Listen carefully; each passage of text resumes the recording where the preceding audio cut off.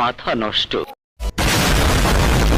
Guys, আপনারা এখানে কি ভাবছেন আসলে আমি জানি না, কিন্তু বর এত নাচানাচি করছে কেন তার একটাই মাত্র কারণ।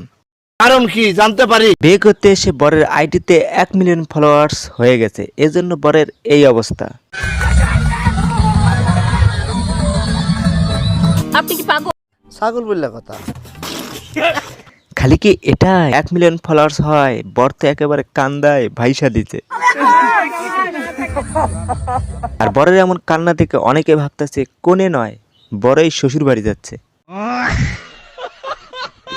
গাইস, এই বর বিয়ে করা থেকে শুরু করে একেবারে বাসর করা পর্যন্ত না হলেও তার আইডিতে 2 মিলিয়ন ভিডিও আপলোড করেছে।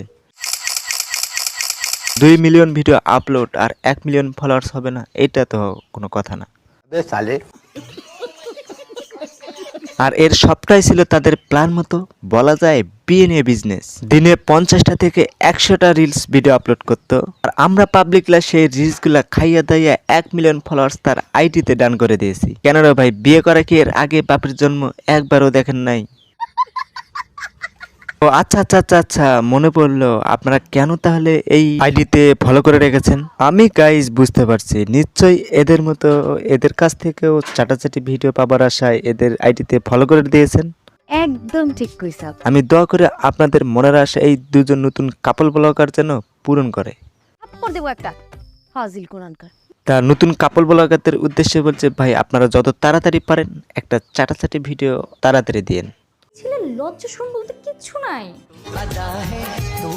তো আজকের মতো ভিডিও এই পর্যন্তই। ভিডিওটা ভালো লাগলে লাইক করে দাও, চ্যানেলে কোনো দর্শক নতুন হয়ে থাকলে সাবস্ক্রাইব করে দাও, এবং আমার ফেসবুক পেজে কোনো দর্শক নতুন হয়ে থাকলে অবশ্যই ফেসবুক পেজটাকে লাইক করে দাও। সবাই সুস্থ কামনা করে আবারও দেখা হচ্ছে নতুন কোনো এক ভিডিওতে। খোদা হাফেজ। ভুল হয়েছে, ক্ষমা করে দে।